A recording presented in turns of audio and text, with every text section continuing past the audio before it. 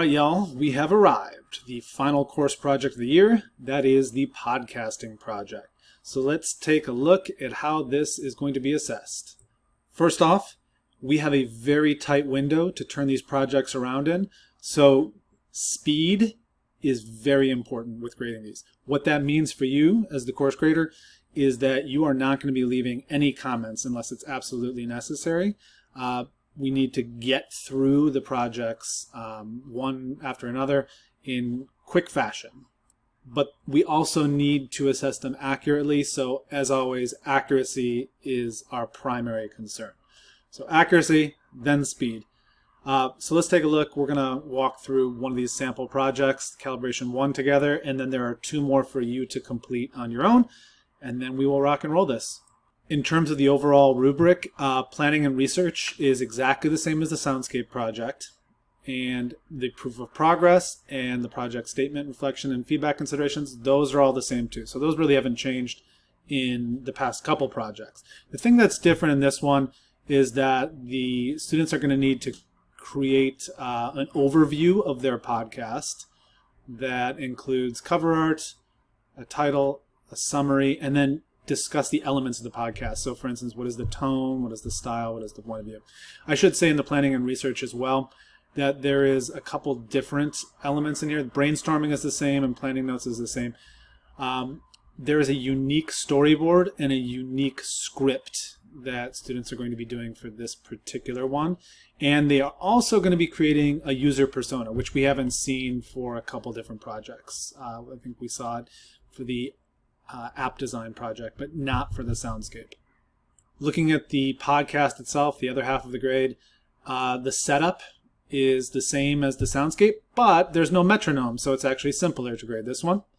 They're going to need at least 4 unique tracks, and those tracks need to include voice, sound, and or music. So obviously we're not going to have all 3 of those on one track, so that's going to be spread out amongst the tracks, but they do need voice, sound, and music. And there needs to be some way to connect what's on the storyboard or on the script with the actual track itself. And so if they're using BandLab, that's super easy. If they're using Audacity, it's not going to be as easy, so they're going to need to do something in the work in progress screenshots to let us know that. Some type of coloring system where it's easy for us to kind of make a correlation. It's a planning element. Much like the Soundscape, they're going to need at least 4 examples of effects or sound editing techniques. And then last but not least, the quality and control. So it has a clear aesthetic direction, and that the what we see in this planning stage aligns with what actually occurs in the podcast itself. In terms of workflow, how I would do this is I would download the PDF, and while I'm looking through the PDF, I would be playing the sound file, the podcast file in the background. They're normally about 3 minutes long. That's the minimum length for them. Some might be shorter, some might be longer. But listen to that. I don't think it's necessary to sit and listen to the whole podcast. We're going to be quote unquote listening to it through looking at the design document. So just have that playing in the background and just kind of give it some of your attention as you're going through. All right, so the first thing we want to focus on is going to be that planning and research. So we are going to break it down this way. 1 point for each of these: evidence of brainstorming, a storyboard, a script, and a user persona. So let's take a look at this particular project and see how they pulled that off. So here's their brainstorming and planning notes. This group, they're doing bulleted points. That's fine. And we talked a little bit about what that might look like in the Soundscape project. Here's their user research. So they're it's kind of qualitative, not quantitative research. So they're asking questions. Here it is right here. Here's their actual data that they've included. Awesome. Point for that. Point for the planning. Very thorough. Here is their user persona. We can look and just kind of make sure that, it's tough to make a direct correlation between the user research data and the listener persona in this case. I guess it's not a user persona, a listener persona. But we'll do the best we can. Don't spend too long trying to tie them together. So if they have this, that's good. So let's just go back and take a look real fast at the rubric here. They had evidence of brainstorming, point. They had, we'll look at the storyboard and the script in a second. They had the user persona. All right, so let's take a look at these 2 points. Storyboard, script, where do those occur? So this is the storyboard. This is something that's available. This is a template that's available for them to use.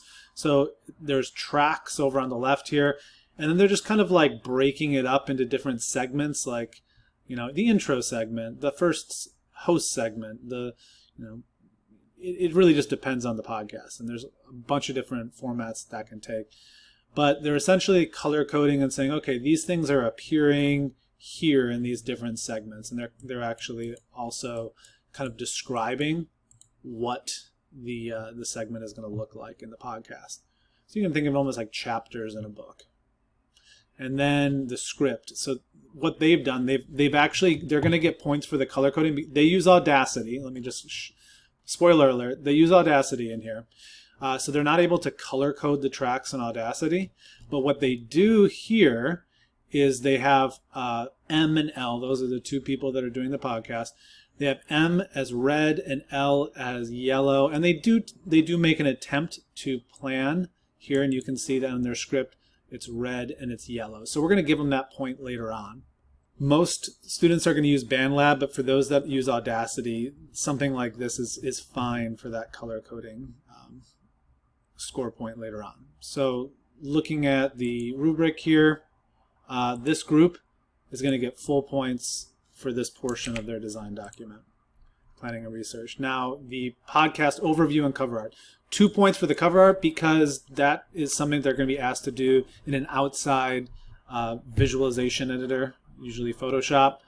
1 point for a title and summary, and 1 point for elements of style, the tone, the point of view. So let's take a look at that. Not a necessary component here, but you do see that they are brainstorming their cover art. Awesome. And then they go in, they're providing work in progress screenshots of how they put it all together right here. So there's several of them. They caption them. Awesome. There's the final cover art. A+ for that. An overview of the podcast right here. So there we have it. They're talking about their tone. It's informative, but also entertaining. It's casual. They say second person point of view, which isn't exactly true because second person is like addressing you. So I would say it's actually, first person point of view because there's 2 people that are giving their opinions about things. It's not a narrative, which would be third person point of view. And then here's their summary, and I actually didn't address that in the previous one up here, so they do need the where is it? Summary. Where is it? Oh, title and summary. So it is in here. So they got the title and summary. They have the elements. Those are all on one page together as 2 points. The cover art is great, fantastic, above average. 2 points for that. So 4 points total for this. They didn't lose any points again. Proof of progress. They already have several work in progress screenshots, but remember we need at least 8.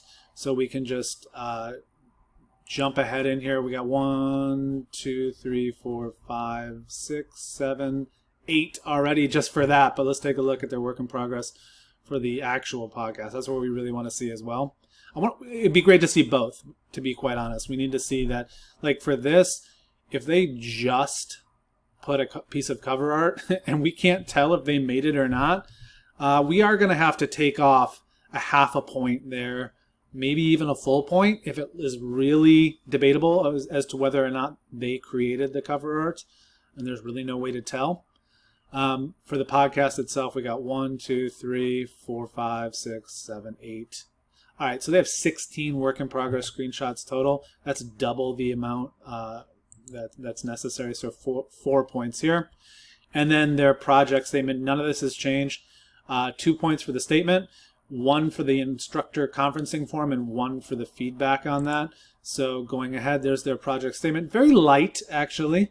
I might take a half a point off for this. So they maybe 1.5 points for this one. just not exactly a thorough kind of reflection of the experience. Here's their reflection on the feedback, so they do have that, and then there is the actual feedback right there. You know, I would have liked to see this first and then maybe this second. They said they did incorporate all the feedback, but they didn't really reflect on it too much. I might take up a quarter point and just say, you know, at this point, you should know how to reflect a little bit better on this feedback. That's part of it. So, okay, this is the first place we're going to lose points. So I'm going to give them 1.5 points for this, the project statement, and I'm going to give them 0.75 for the feedback considerations.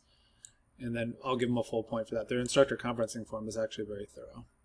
Moving on to the podcast itself, super easy. This first requirement, it just needs to be the correct file type. This group did include an MP3. And it needs to be at least 3 minutes in length. And just pulling it up real fast in VLC Media Player, you can see this is 4 minutes and 41 seconds. That definitely hits the mark. So good on that. Full points for here. For track management, now because we don't have access to their actual tracks, we have to look at their work in progress screenshots. They need at least 4 tracks. They need the voice, sound, and music being used. And then they need that connection. This is that color, the symbol text that connects the storyboard to tracks in the work in progress screenshots.